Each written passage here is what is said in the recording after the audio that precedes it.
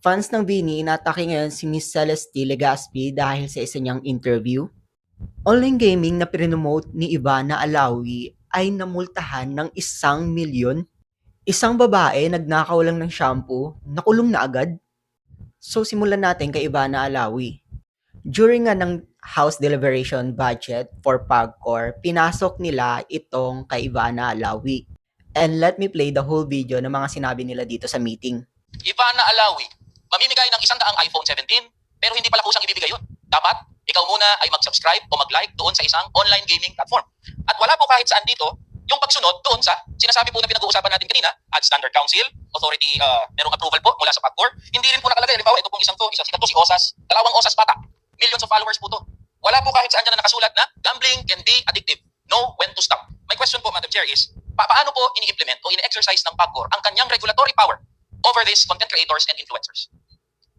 Hindi po sila himingi ng permiso. Ano po ang ginawa ng PAGCOR? We fined the online gaming company 1 million pesos and together with that, gave them a stern warning na hindi na dapat maulit ito. Kung maulit ito, heavier fine and the possibility that it can lead, another violation can lead to the suspension and ultimately the cancellation of their license. So yan po, naipatupad namin, nagpinanduhan din po namin sila, Your Honor, na ihinto na yung nasabing promotion na yon. So, ibig sabihin ba nun, natuloy ba ni Ivana Alawi na maipamigay itong mga iPhone niya? As you saw nga guys, sinabihan na sila na mag-stop or stop itong promotional video ni Ivana Alawi. Pati din yun ata pamimigay ng iPhone. Ibig sabihin kasama din yun, di ba? And then, ginawa nila itong promotional video na without the go signal of PAGCOR. So sa tingin nyo guys, karapat-rapat ba na multahan ng 1 milyon yung online gaming company na in-endorse ni Ivana Alawi? And let's move on dito kay ate kasi very political itong situation ni ate na kung saan nagnakaw lang siya ng shampoo, nakulong na agad siya. Paano yung mga sangkot sa flood control? Wala pa rin tayong naririnig, wala pa rin tayong natatanggap na news kung sino yung mananagot sa flood control issues na yan. Dahil nalulubog na yung mga Pilipino sa baha and hanggang ngayon wala pa rin nananagot. So panoorin natin tong video kasi it happened noong June pa kaso nga lang nag-resurface siya ulit.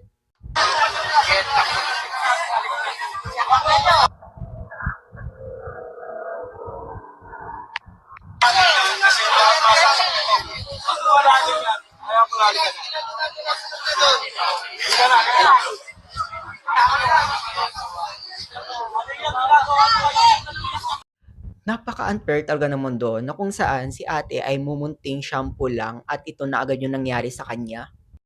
For context lang guys ha, hindi ko actually alam kung ano yung buong pangyayari dito. Ang alam ko lang talaga is ito daw si ate ay nagnakaw ng shampoo at yun lang. At nakulong na daw siya. Yun lang talaga yung alam ko. Ang daming taong sumisimpat siya kay ate, hindi dahil na they believe na tama yung ginawa niya at hindi mali yung ginawa niya. Mali naman talaga yung ginawa niya. Kasi ang dami talagang nagtatanong sa justice system natin na kung saan si ate wala pang 24 hours makukulong na agad. Pero yung ibang mga tao na sangkot sa flood control ay sinasahuran pa rin natin at nakaupo pa rin doon sa kinakaupuan nila. Let's move dito sa pinupuksa ngayon ng Blooms or fans ng Bini. Panoorin nyo yung interview para alam nyo kung anong context. Again, your career in the arts and music and then entertainment business, parang, what's your take with the way the industry is right now? I like the SB19 a lot. They're really, really good. I'm not so crazy about the bean. Kasi parang, hindi naman siya. Anyway, the SB19, they're really, really good. Yeah. I'm so proud of them when I see them next to the Koreans. Hello! Yeah. Ano ba? Yeah. Naku, kikiligin yung mga yan pag narinig ka nila. Hindi naman halata na fan siya ng SB19. Pero as a person na fans ng Bini at SB19, sana when we go praising like for example Bini or di kaya yung SB19, we shouldn't like mention na yung other groups kundi mag-focus lang tayo sa group na gusto nating suportahan. Kasi just like this interview, hindi naman tinanong kung ano yung P-pop culture natin right now or yung pop culture natin right now or kung ano yung opinion niya about these two group. Hindi naman ganun yung tanong, 'di ba? But then again nga, nalusot niya pa yung SB19. Di ko alam, napaka-shady ng sagot niya towards Beanie. And I can really understand kung bakit inaatake siya ngayon ng Blooms or fans ng Beanie. Sabi nga dito sa comment na you don't have to mention Beanie, bitter mo naman. And yung clip na yun ay pinost nga pala sa X at nagba-viral talaga siya. And ngayon, pinupuksa na siya ng fans ng Beanie. Itong interview na to ay from 3 months ago and naging collateral damage siya ngayon sa fandom wars ng 18 or ng SB19 at ng Beanie. So, ano sa tingin nyo guys? May sinabi bang masama si Miss Celeste Legaspi sa Beanie or wala?